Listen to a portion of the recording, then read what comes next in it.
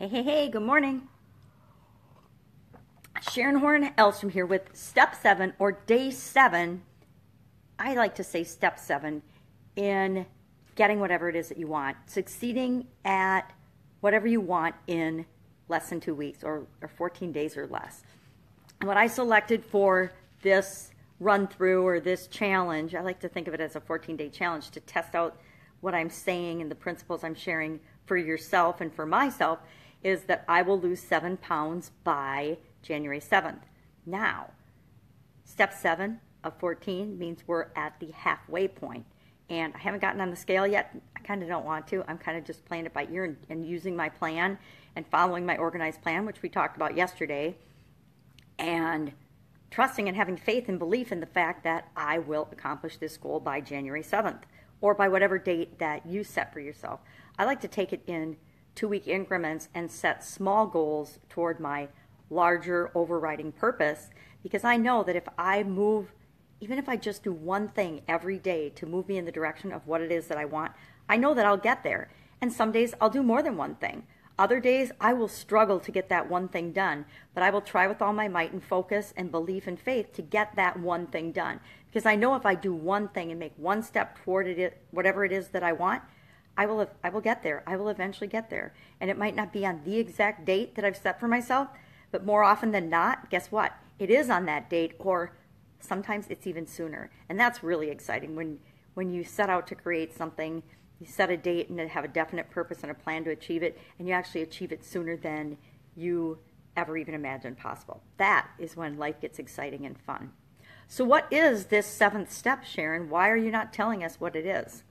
Well, kind of because it's one of the biggest areas that I've had to improve in over my lifetime, because I, like very, very many of us, have a propensity to procrastinate. I just wanted to use the word propensity today. I love words. I think words have meanings and they create feelings in us. And so the bigger and better and the more words you have to choose from, meaning the better your vocabulary, the more options you have for feelings to choose from. And I believe, and I think Tony Robbins would back me up on this, and so would a lot of other experts, that means you have a wider range of emotions and choices for your life, and your life experience is so much fuller and more exciting and more intense and incredible and fun than if you have a very small range of emotions that you allow yourself to experience. So I'm always looking for new emotions, new things, new words to describe different emotions and feelings, because I think it's part of my continuous improvement path. But today's step and lesson is all about decisions and decision making.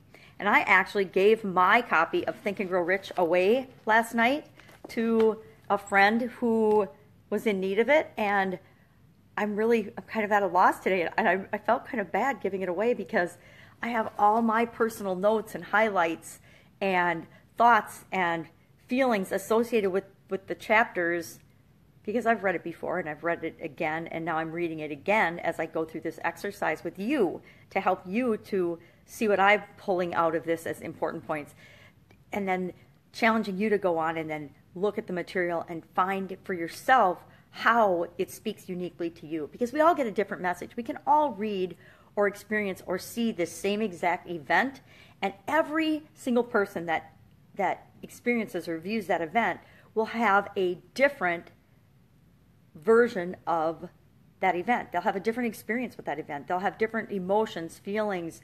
They'll see different things. They'll actually see different things.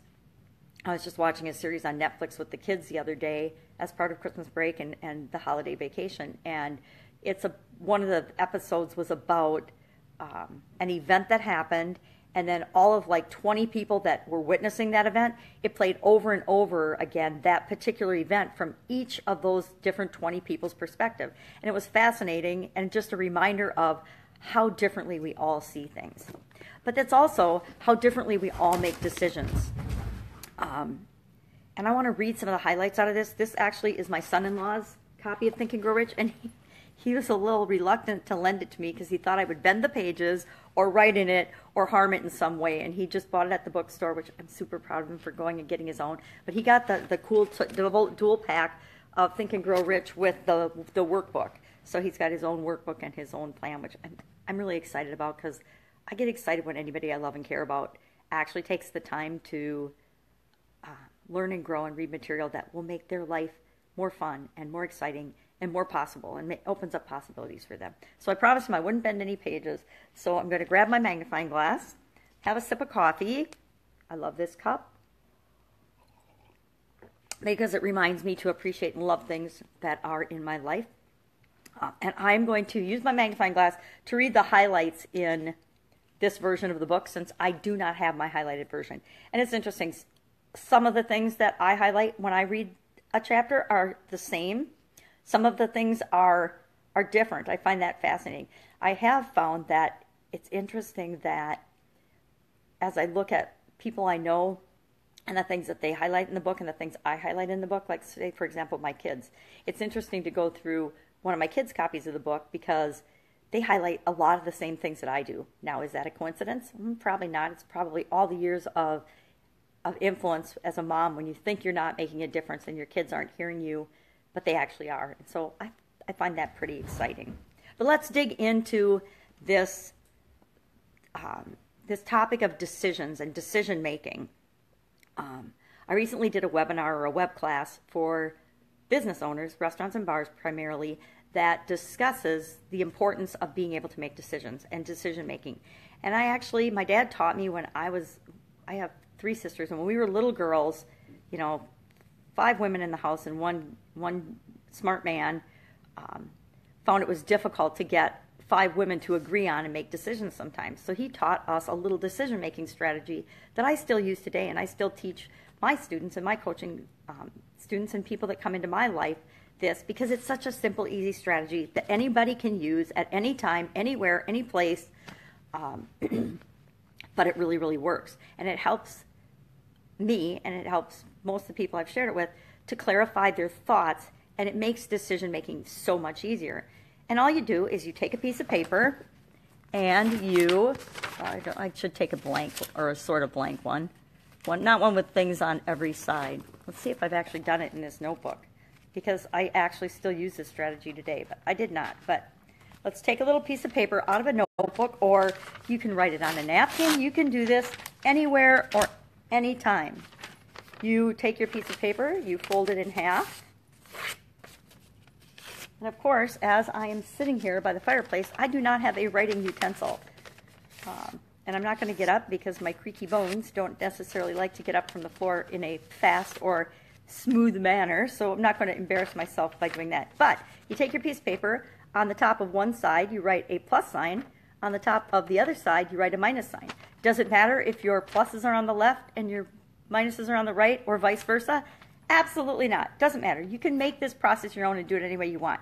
You can actually do it in your head. I've done it so many times in my head when I'm driving somewhere. I like to use my driving time for more than just driving. I like to listen to educational material. I like to listen to CDs. Used to be audio tapes. I mean, back in the tape days, I actually even had an 8-track player, I think, in one of my cars. And I don't know, maybe not.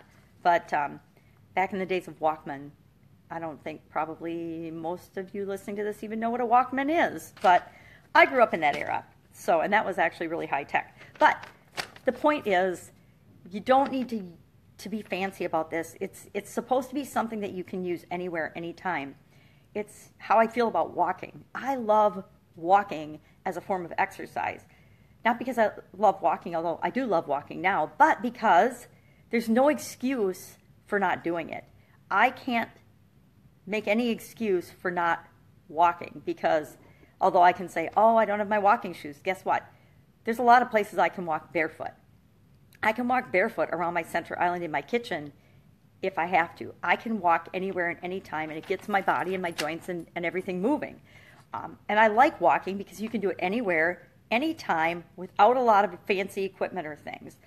People are always trying to get me involved in other activities, like the kids are into kayaking right now, and I'm like, no, because then I'd have to put a kayak on my car.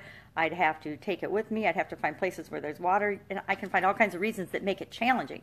Now, I'm sure I'll do it someday, but it's not going to be my movement or my exercise of choice. I will opt for walking. Same thing with this decision-making strategy.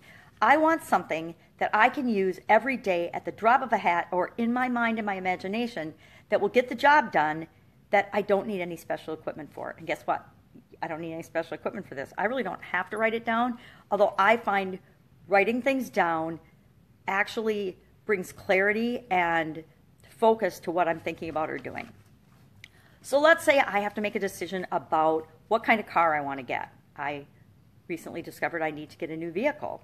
And so what I would do, and what I will do, because I do have to do this, is I will write pluses and minuses of getting a certain type of car, or how I'm going to decide about what I want in that car. What it has to have would be the pluses. What I don't want it to have would be the minuses.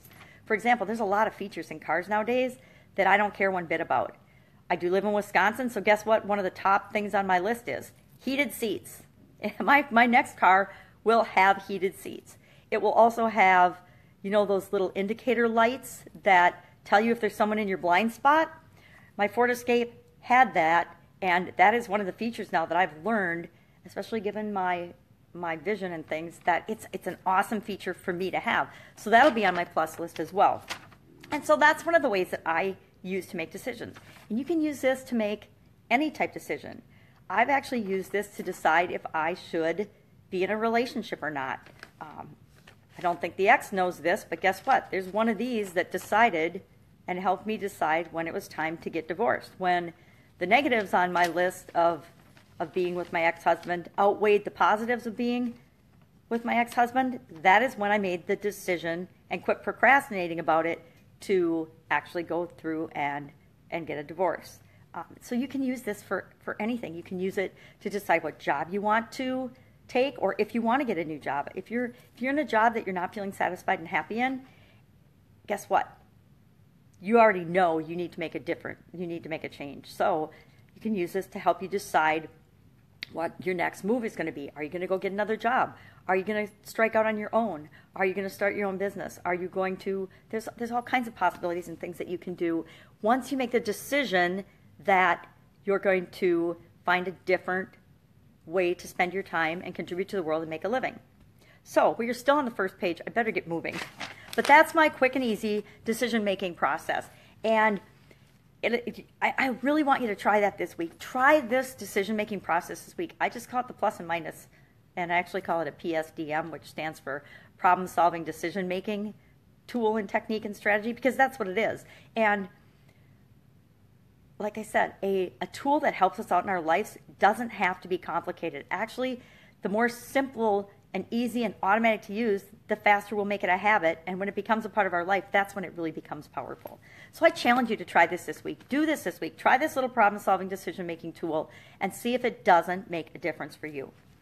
Now, what does Napoleon Hill in Think and Grow Rich have to say about decisions, and why is this one of the 13 major steps that he outlines that will ensure your success and ensure your success at whatever you want in life, as well as whatever we want to achieve in these next 14 days?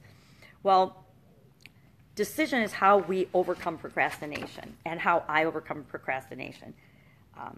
And he says, accurate analysis of over 25,000 men and women who had experienced failure disclosed the fact that lack of decision was near the head of the list of the 30 major causes of failure.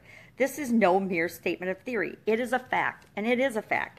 Think back in your life when you have had less than optimum success, or when you frickin' failed at something, or when you quit something. What were the reasons that you failed at that? Now, we've all had failures. I don't know a single person. I'm 57, almost 58 years old, but I don't know a single person that I've ever met that has not experienced failure. And I mean, lots of failure. And it's really interesting, but the more successful people you meet, the more people that appear on the outside like they have got it all together, they are the people that have overcome and learned from and actually experienced and had the most failures in their life. We only see the successes because that's what we're looking for. We only see that they're driving a Lamborghini. We only see that they live in a mansion on the hill. We only see what we want to see. We don't want to see the hard work and the failures and the the overcoming objections and hurdles and obstacles that they've had to climb over or figure out, or problems they've had to solve. We don't see that because we don't want to admit to ourselves that, guess what? If we want to achieve anything of greatness, or if we want to achieve anything that's really going to make a difference in our lives and our this world, then we're going to have to try and do and work and change and be flexible and experience different things, and not expect that ever the first time we try something it's going to be an ultimate success. The first decision we make, and I guess there's a difference between steps in a process and steps in getting us to success and decisions. When I think of decision, I think of the commitment to achieve whatever it is I want to achieve, my big purpose, my big goal, no matter what. So, for example, with this exercise and through this 14-day period, my objective, my goal is to lose 7 pounds by January 7th. I actually decided that on day 1 when I picked what I was going to work on for this process. I decided and I committed to myself that was going to happen no matter what. No matter what, that will happen in my life. I decided it. I decided what I wanted, and I'm not changing my mind on that. Nothing is going to make me change my mind on that. Now, if I decided that on day 1, and then a couple hours later, I decided, oh no, I'm going to lose 10 pounds. Or, oh no, I'm only going to lose 5 pounds because I'm pretty sure I can lose 5 pounds, but I'm not sure I can lose 7. And I know for sure I might not be able to lose 10 in 14 days. So I better play it safe and just go with 5. Well, what did I do there? I made a decision. I was going to lose weight. I didn't make a specific decision. And when I did make a decision, I changed my mind right away several times. Guess what that's going to lead to? Failure! Because I don't have faith that I can do it if I'm changing my mind all the time. Procrastination is the opposite of decision. It is a common enemy which practically every man must conquer. And woman, by the way, procrastination, how does that show up in your life? For me personally, I will make a damaging admission here, or a really, I'm just going to be honest. I notice that I'm procrastinating if I am watching Netflix. I know I'm not alone in this. I know that a lot of us use Netflix as our escape. And why it's so terrible that I feel bad admitting it is I really haven't watched television for, going on 30, 40 years. I gave up television in my early 20s and the news and things like that because I noticed that they were feeding my mind the kind of things that my mind didn't need to be fed every day. I'm one of those people that I don't do well being surrounded by negative information and horrible stories and things. I think that's part of why I've never liked scary movies and horrible movies and murders and anything to do with hurting children or people. I can't stand things like that. And it's not because I'm super sensitive, I don't think, but I know that my soul and my being just doesn't want to be fed that kind of stuff. Do I know it exists? Yes. I'm not that naive. I'm pretty naive, but I'm not that naive to think that the world is a Pollyanna, everything's always awesome, and if I don't see it, it doesn't happen type place. I know that terrible things happen in the world every day, but I also know that I have the ability to choose not to participate in them, and I choose not to participate in any of that whatsoever. People in my family have been encouraging me to get my permit to carry, and I'm not opposed to guns. Oop, there you go, more controversy, because I'm sure, if you are opposed to guns, then you're going to be all over me and hate me, and that's okay, because it doesn't matter. But I have procrastinated on making the decision to get my permit to carry, not because I have any strong emotional feelings against it, but because I don't go anywhere or do anything that I really would need a permit to carry. I live in a safe area. I participate in activities and go to neighborhoods and areas where it's relatively uneventful and safe. I mean, I live in a small town. I don't really worry about my personal safety enough to, excuse me, believe that I need my permit to carry. And I know how to shoot. I'm a good shot. But do I need to carry a gun around with me wherever I go? Probably not. there aren't very many terrorists showing up at Aldi's or showing up at Walmart when I'm getting groceries. I mean, it's just, I'm not that controversial. So I'm procrastinating that pretty much intentionally. I'm not making a decision. I haven't made a decision one way or another whether I will do that. And I'm sure that actually at some point I will go ahead and do it because I believe in my right to protect myself and I want that freedom, but I just haven't done it yet. Analysis of several hundred people who had accumulated fortunes well beyond the $1 million mark. Again, remember this is back in 1937, so $1 million then is probably like hundreds of millions or close to $1 billion today. Disclosed the fact that every one of them had the habit of reaching decisions promptly and changing their decisions slowly. Henry Ford is one of my favorite examples of this.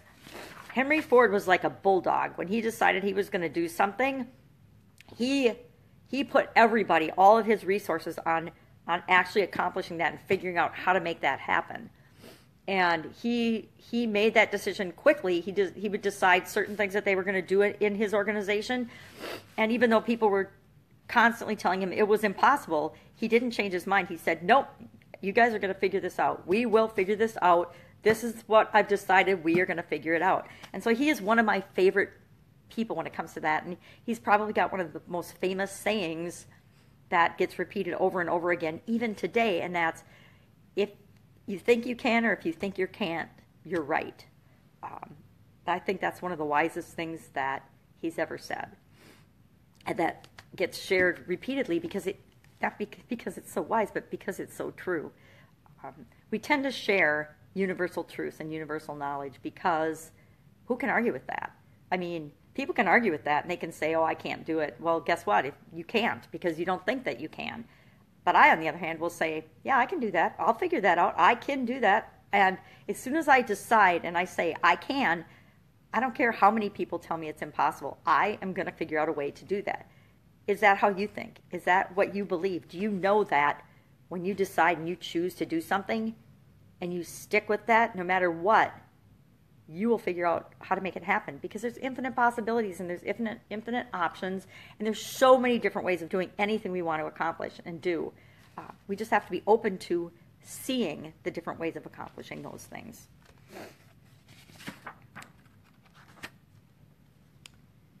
Keep your eyes and ears wide open and your mouth closed if you wish to acquire the habit of prompt decisions.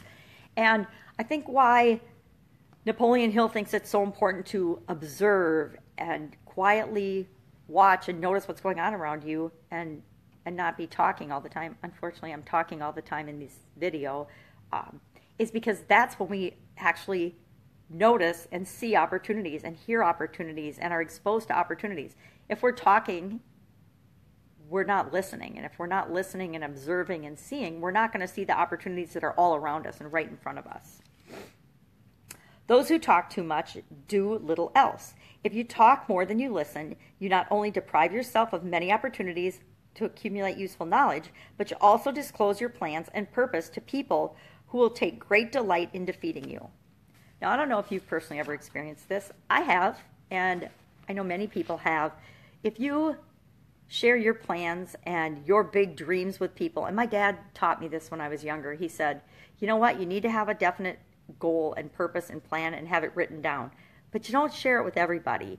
Everybody doesn't want to see you succeed. One of the biggest examples in my life, and not one of the biggest ones, but one that comes to mind quickly, is in 2010 I had a sudden cardiac arrest, and I knew I needed a massive lifestyle change, not just a little lifestyle change. I needed a massive lifestyle change because when I came out of the coma and the freezing and woke up and was pretty much still here, I started doing some research and learning and studying about sudden cardiac arrests and heart events. And the statistics for people that have one of those, they're really grim. Only about, I can't remember what it is now, but I want to say 6 or 7% of the people that experience something like that live beyond the 3 and 6 year mark. And that's if they don't make a lifestyle change. So when I studied and learned that, I decided then and there that I had to make massive lifestyle changes. And so one of the decisions that I made, and I don't even remember how I came about it anymore, but I knew that people that exercised every day were healthier, and so I set a goal and I said and told my family and friends that I was going to exercise every day for a year.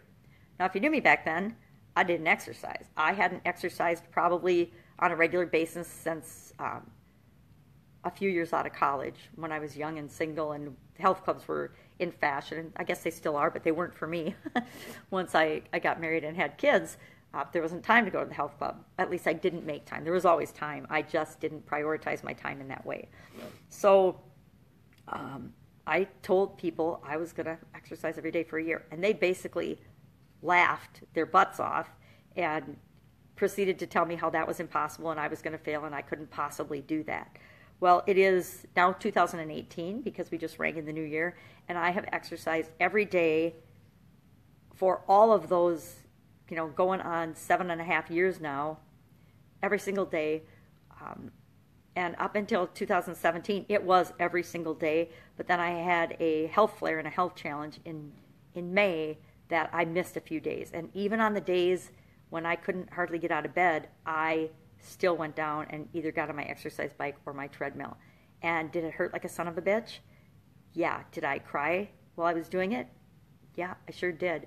But did it help me to get out of bed and recover and put that flare behind me faster?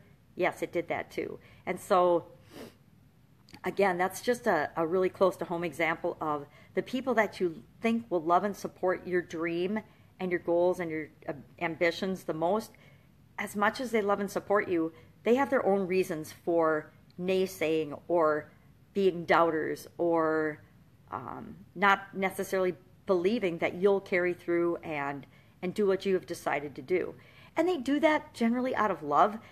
Nobody wants to see us hurt or fail at something. And they're afraid that if we don't succeed at what it is that we say we're going to do, that we might fail. Now, that's the people that love and care about us. There are also just assholes out there that want to see you fail because they think that by you failing, it somehow makes them better or superior. They're out there. There's good and evil in this world, and I consider that evil behavior. But there's people out there that want to see you fail, and I don't know why. I think a lot of it is because then they have an excuse for not trying. Ouch, that hurts, doesn't it? Well, if you fail and you tried it and I wanted to do it too, well, then I'm not even going to try because I might fail, and I don't want people making fun of me if I fail at something. Remember that every time you open your mouth in the presence of a person who has an abundance of knowledge, you display to that person your exact stock of knowledge or lack thereof. This was one of my dad's biggest lessons for us girls. He always said, better to remain silent and listen than to open your mouth and remove all doubt of your ignorance or stupidity. And the other thing he always told us is whatever you do, if you do something stupid, because we all do, don't go telling everybody about it. Now, I know I'm guilty of this. When I do something stupid or silly or goofy or klutzy, I tell my kids, I tell my friends, I tell my family. And that would be, kind of silly because for several reasons. Not because it makes you look less in their eyes, but because, guess what? You're reinforcing that silly, stupid, klutzy thing that you said, and you're making that bigger in your life. So guess what? You're going to attract more of that. Excuse my nose dripping.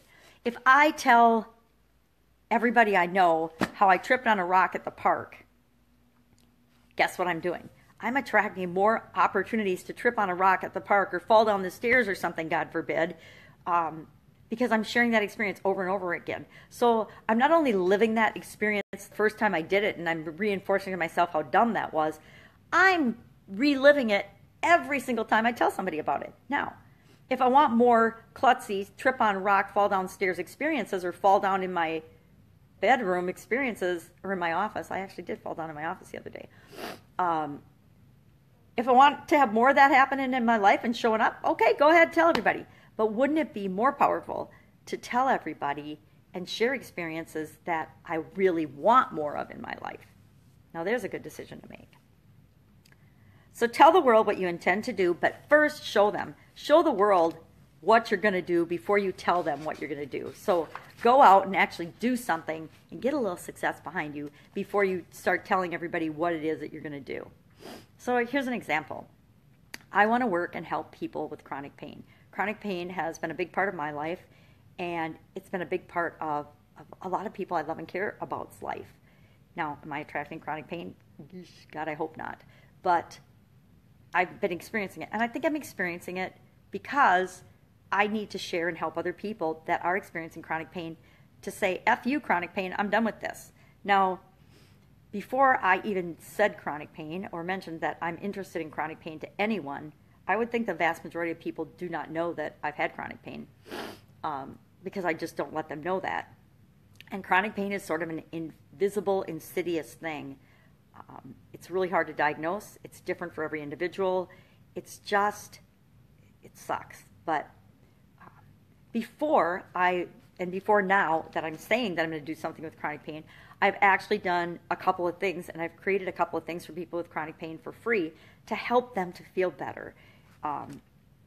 And so I'm showing the world that I want to do things to help people with chronic pain before I'm talking about it and telling everybody, oh, I'm going to do this thing for chronic pain, and I'm going to help 1 million people to not feel chronic pain anymore, yada, yada, yada, but I haven't really done anything. I'm just thinking about it. There's a big difference there. I've already put into motion things, and as I put those things into motion, guess what? All of a sudden, I'm getting all kinds of different ideas. Like, I woke up with an awesome idea for helping people with chronic pain to get the finances and the resources that they need to get the treatments and the services and medications and all different type of modalities of things that they need to actually kill chronic pain in their life. And if I weren't doing something with that decision to do something with chronic pain in advance, those ideas would not be coming to me. Those realizations wouldn't be coming to me, and I wouldn't have the ideas or the knowing what to do next with respect to chronic pain to help people with chronic pain. But since I have decided, and I'm showing the world by my actions that I'm committed to doing something with that area of my life and to make the world a better place, now the things that I need are actually showing up. So when I tell my family, which guess what, I haven't told my family except for my kids. My kids know that I'm creating things for people with chronic pain, but my family doesn't because, because of what they told me about exercising, that I couldn't exercise every day. It was impossible. And there we go. The X is calling again in the middle of my Facebook Live, so I better hurry up and get done with this. And actually, I am almost done. That was the last message for this. So, rounding up my thoughts on decisions. And I think as I've gotten older, I've gotten much better at making decisions. Some people do, some people don't. Some people are just the opposite, and they get actually worse at making decisions. But if you want to strengthen your decision-making muscle, and if you want to eliminate procrastination in your life, start by making small decisions quickly and not changing your mind. It's really easy to do that. One of the things I do that used to really take me forever was deciding what I'm going to wear for the day. Now, my strategy is I pick a color. And whatever color it is, gray today, whatever color it is, I pick that color, I go in my closet, and then I find something in that color, and that's what I'm going to wear for today. I decide it. I don't change my mind. I don't think about it anymore. I just pick out something gray, and I put on something gray today.